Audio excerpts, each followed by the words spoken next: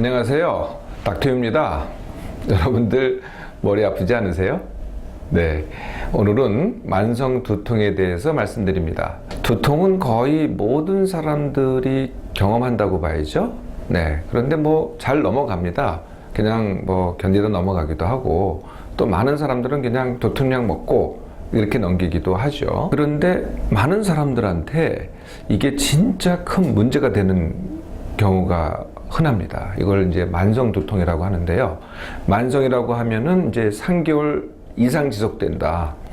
그리고 두 번째는 그 두통의 정도가 굉장히 심하다. 그러니까 두통이 심하면은 아프죠, 일단. 네, 굉장히 아픕니다. 네, 그것뿐만이 아니고요. 내 삶에 큰 지장을 줍니다. 예를 들면은 누구랑 대화하기도 어렵고, 내가 업무를 처리하기도 어렵고, 공부하기도 어렵고, 이렇게 삶에 큰 지장을 주거든요. 이러다 보니까 일단 고통스럽기도 하고, 하는 일도 굉장히 어렵고, 그래서 많은 분들이요, 이 만성 두통을 갖고 있는 분들은 우울증에 빠지기가 되게 쉬워요.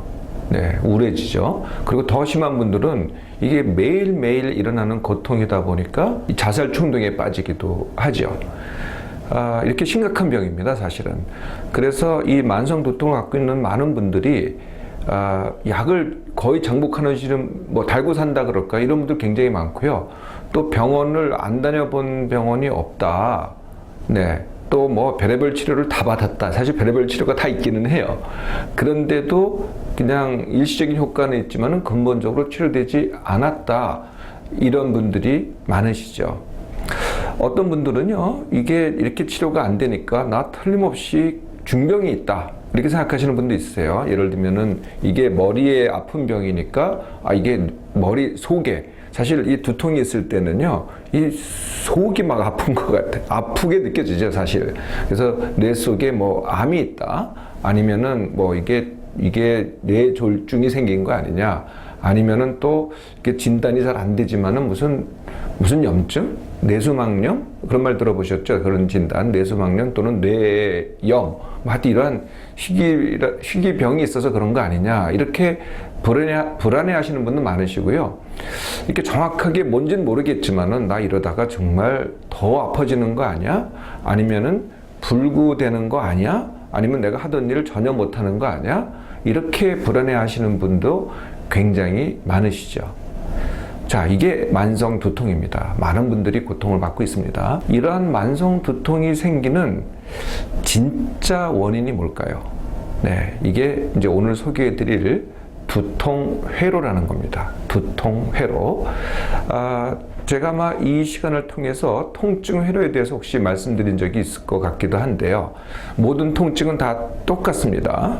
사실 두통도 똑같습니다. 예를 들면은 제가 이 손끝을 갖다가 다쳤다고 치죠. 그러면은 여기에 통각이라는 게 생깁니다. 통각. 그러니까 아픈 통각이 생기죠. 근데 이게 신경을 따라서 전파가 돼요. 그래서 뇌로 가는데 뇌 중간쯤에 변연계라고 있어요. 거기서 1차적으로 그 통증이 느껴집니다. 느껴진 다음에 뇌내로 가서 내가 아프구나 라고 인지를 하죠. 네, 여기까지는 아마 이해가 되실 거예요. 근데 여기서 느끼는 거를 통각이라고 하고, 이게 전달돼서 뇌에서 느끼는 것을 통증이라고 합니다. 그런데 어떤 사람들은요, 이게 통각에서 통증으로 전달되는 동안에 뇌에서 이게 증폭이 돼요.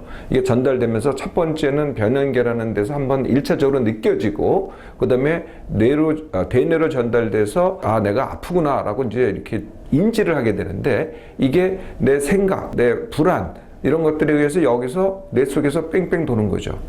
네. 이것을 통증회로, 오늘의 두통의 경우에는 이제 두통회로, 이렇게 되는 거죠. 이 두통회로 때문에 처음에는 이게 실제로 생긴 데는 1밖에 안 되는데 여기서 증폭이 되니까 100이 되는 겁니다. 그러니까 사실 본인이 겪는 고통은 어마어마하게 되는 거죠. 이 두통의 경우는요, 이 통각이 어디 생기느냐, 뇌 안에서 생기는 법은 없습니다. 네, 그런 경우에는 이제 딴 병으로 이미 진단이 되죠. 다 뇌 밖에서 생깁니다. 머리 주위에. 그게 이제 뭐냐면은 머리 주위에 이렇게 근육이 있어요. 이 근육이, 이 뒤도 만져봐도 아마 근육이 있다는 거를 아실 거예요. 이 근육이 있어요. 근데 근육이 뭉쳐 있어요. 그런 뭉친 것 자체도 우리가 이제 딴 데 어깨가 뭉쳤다든지 예를 들면은 장단지가 뭉쳐도 사실 그 자체가 아프잖아요. 그런데 여기에는 근육도 많고 또 이게 신경도 많아요. 그러니까 근육도 아파서 아프지만은 뭉쳐서 아프지만은 뭉친 근육이 근육 사이에 있는 신경을 누릅니다. 그러면 이제 신경이 자극을 받죠. 그러면은 그냥 이 신경이 아픈 거는 굉장히 날카롭게 아프거든요. 근육이 아픈 거는 둔탁하게 아프죠. 뭐 이렇게 뭐 망치로 한번 맞은 것 같다라든지 아니면은 뭐 큰 맷돌이 누른 것 같다든지 이렇게 아픈데 신경이 눌러서 아픈 거는 그냥 이게 무슨 칼로 찌르는 듯이 날카롭게 이렇게 아파요. 콱 하니까 이게 콱콱콱 이렇게 아프다 그럴까요? 이렇게 아픕니다.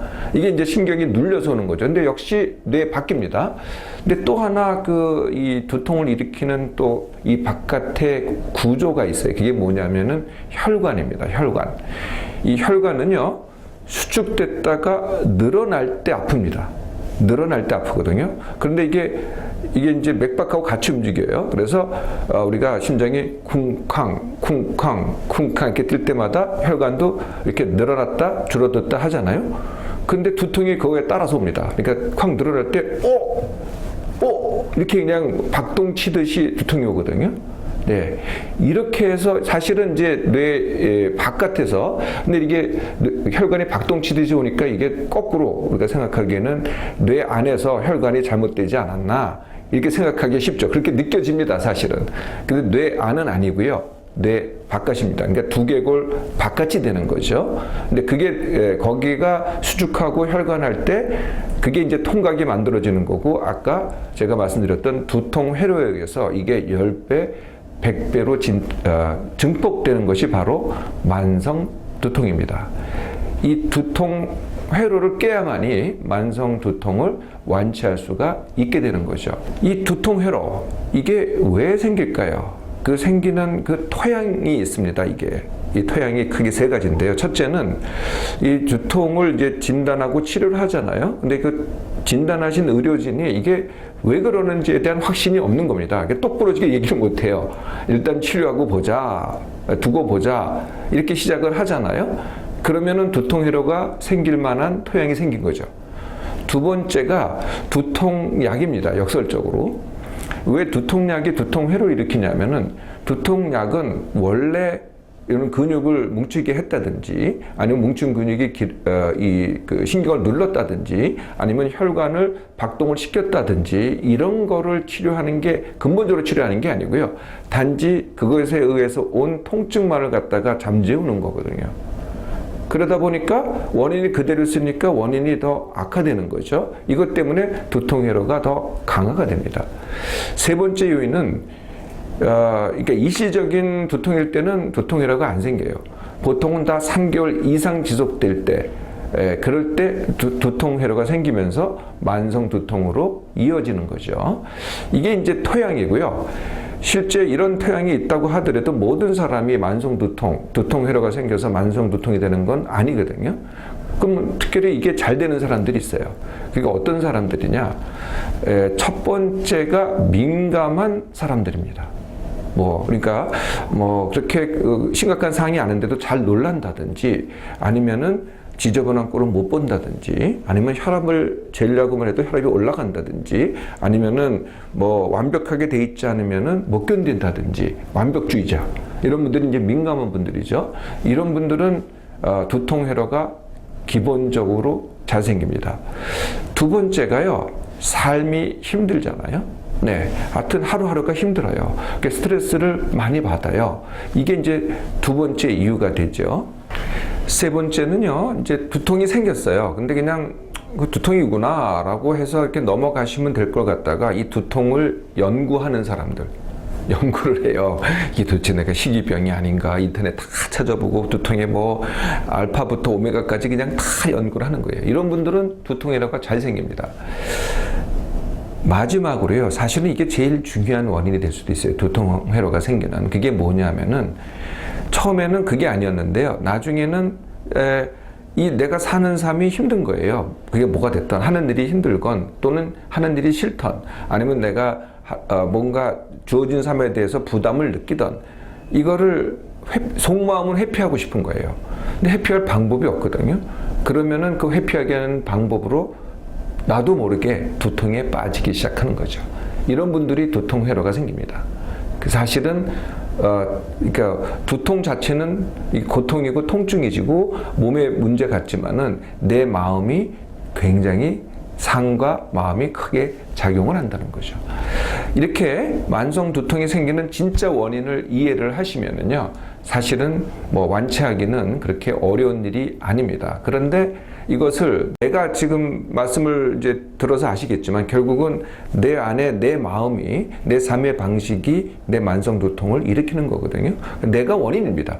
그러니까 내가 고치려고 해야만 완치가 되는 거죠. 근데 나는 아니고 뭔가가 아니면 뭐 이건 내가 어쩔 수 없는 일이고 의사가 뭐 약이 아니면 수술이 고친다면 완치가 안 됩니다. 자, 완치 훈련 그렇게 어렵지 않습니다. 첫 번째, 내가 고쳐야 된다라는 마음가짐이죠. 두 번째, 모든 훈련이 그렇듯이 훈련 자체는 이렇게 힘이 들어요. 그래서 힘을 이제 그 자체가 기력을 어느 정도 써야 된다는 거예요. 그래서 첫 번째 해야 될 일은 기력 채우기입니다. 근데 이미 두통에 고통받죠. 피하려고 회피하려고 힘들죠. 그 다음에 또 일 자체가 안 되니까 그것도 힘들죠. 그래서 이미 지치고 힘든 상태예요. 이런 상태에서는 완치 훈련을 할 수가 없죠. 그래서 어떻게 하시냐면은 이 기력 남기셔야 되는데 그 첫 번째가 숙면 훈련입니다. 그래서 기력 남기기는 그렇게 어려운 게 아니에요. 첫 번째 잘 자고, 두 번째 하루에 할 일을 갖다가 다 하시면 이게 남지가 않고 다 쓰게 되고 힘들잖아요. 그래서 90%만 쓰고 10%를 남기는 거예요. 그 남긴다는 것은 아무것도 안 하는 상태거든요. 이것도 이렇게 쉽지 않아 하시긴 하는데 이렇게 두 가지를 통해서 숙면훈련은 제가 또 다음에 기회가 있으면 자세한 방법을 가르쳐 드리겠습니다. 아니면은 우리 닥터 유의 몸맘삼 홈페이지에 들어오시면요, 제가 쓴 글들이 있어요. 그걸 보시고 따라 하셔도 되고요. 이 방법을 통해서 일단 기력을 좀 남기셔야 됩니다. 그러면은 가장 중요한 게 뭐겠어요? 네, 이 원인이 되는 두통 회로 깨기겠죠. 네, 두통 회로 깨기를 갖다가 시작을 하시는 겁니다. 두통 회로를 깨는 것은 그 가장 근본 원인이 제가 뭐라고 말씀드렸냐면은 현재 삶을 회피하겠다라는 거거든요. 속마음이.